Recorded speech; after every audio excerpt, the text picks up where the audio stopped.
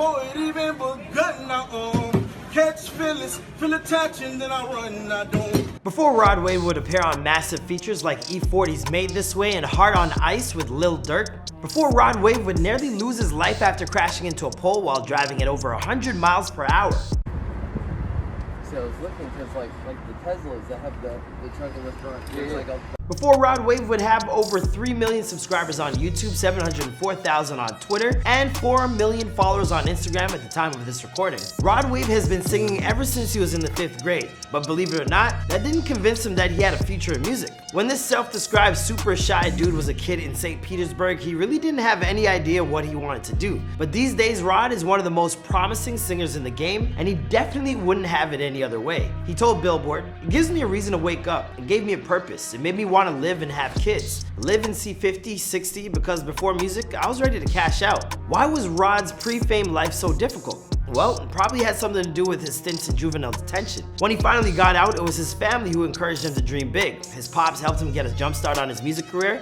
by buying him a microphone, and his brother chipped in by gifting him a computer to produce his earliest work. Trying to write music and just make music, just making it since in the elementary school. Even then, Rod still wasn't convinced of his destiny, but after some of his early tracks began finding an audience around his hometown, bigger and better things were clearly on his horizon. Hey, what's poppin', guys? It's your boy Marlon Palmer back at it again with a brand new video. This one taking an updated look at the life of Rod Wave prior to fame, here for you on Before They're Famous. We've taken a look at Rod's life before on this channel, but with his recent album drop and Brush with Mortality, I thought now would be a great time to go back over his story and unearth some more gems. Be sure to let me know what you guys think by following me on Instagram at DaddyMcFly. Let's get into the story.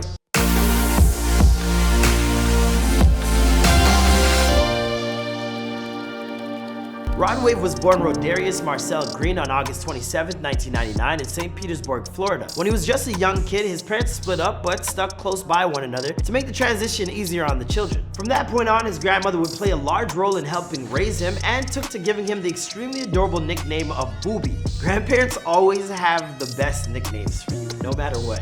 Despite no longer living with his dad full-time, his pops kept his family fed and clothed throughout his various hustling activities around the streets of St. Pete's. But then his dad got locked away for 6 years and the family began to struggle. How much time did he serve in prison? 6 years. For what? Like, I know he had like marijuana possession, attempted murder, tampering with state witness. They were forced to move and separate from one another. Rod moved in with his grandma and uncle, but then his uncle got locked up too. From that point on, Rod was the man of his house and he felt compelled to turn to the streets to provide for all the people in his life. I had tried to get a job, but I was too young. A couple out the neighborhood was like breaking in cars, like them boys were hitting like 500, 600. But things would take a turn for the worse when Rod was brought up on breaking and entering charges along with weapons possession. Soon after his arrest, he'd be sent off to juvenile detention for an extended period of time. Upon returning home, it wouldn't get any easier because then he had to spend time under house arrest as well. And now we're all spending time under house arrest. That's great. When you're in a juvenile detention center, like you can only do like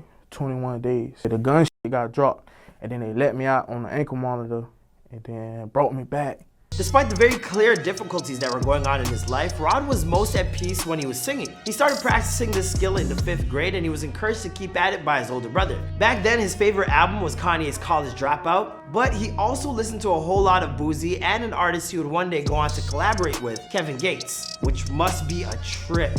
Listening to someone, idolizing someone and then doing a song with them, crazy. When I first even discovered Kevin Gates, I think I was in like the 8th grade. And just how he could just tell his story and express his pain and be okay with that. Rod would keep in touch with his dad by phone from prison, and when his father learned of his immense singing talent, he bought his son a microphone and sent it to him. Then his older brother chipped in with a laptop to record with, and Rod made use of this makeshift recording setup to lay down his first few tracks. Of course, at the time, he never thought it would go anywhere. He told Complex, "Music is a way of opening up. I don't really talk about it. I never thought I would be on tour or that people would want to talk about my album. It was never about that. I just wanted to make music because it's how I get stuff off my chest. I wanted to always feel like my escape." Rod's go-to producer at the time took the initiative to release this highly personal tracks online, many of which quickly gained approval from his local fans. Soon after, he began performing at local venues around St. Pete's. His very first show was at a local strip club, and he was paid $500. A whole bunch of his friends showed up and began singing every word along with him. He told Billboard, "After that, they booked me every week for about 2 months until I started getting other calls in other cities and stuff." His breakout single will come near the end of 2016, Heartbreak Hotel, will get streamed like crazy upon its release on YouTube, and to this day it has over 4 million views. Eventually in 2017, he was ready to drop his debut mixtape, Rookie of the Year, which did some pretty crazy numbers on sites like Spotify and SoundCloud. Soon enough, he had gained enough momentum to land on the radar of folks at Alamo Records, the label to which he signed with in 2018. Still feels surreal. That's a good, like, sometimes I have to think about, like, dang, bro, I'm really getting ready to do this with a label, you know what I'm saying? Like, it's still not real to me. With the help of his new label, Rod would release his debut studio album, Ghetto Gospel, in November of 2019, and that record would go on to become certified gold, peaking at the number 10 spot on the US Billboard charts, not to mention the 7 and 10 spots on the R&B and rap charts respectively. More recently, Rod dropped his second studio album, Pray for Love, in April of 2020, which would debut at number 2 on the Billboard 200 and reach the very top spot on the rap charts, while also spawning the top 20 single, Rags to Riches, alongside Lil Baby. But at the height of his success, Rod would have a brush with death when he survived a potentially life-threatening collision after crashing into a pole going over 100 miles per hour. That's no need for that speed. See ya. I'll leave. Doctor telling me that my brain was bleeding.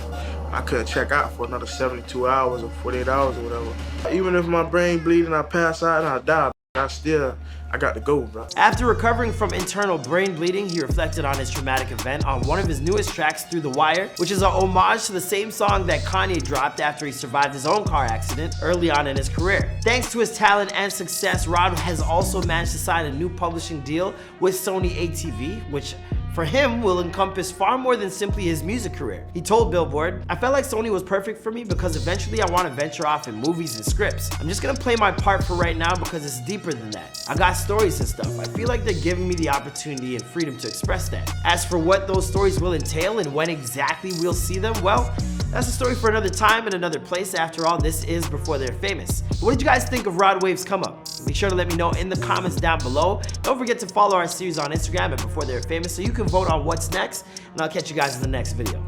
Bye.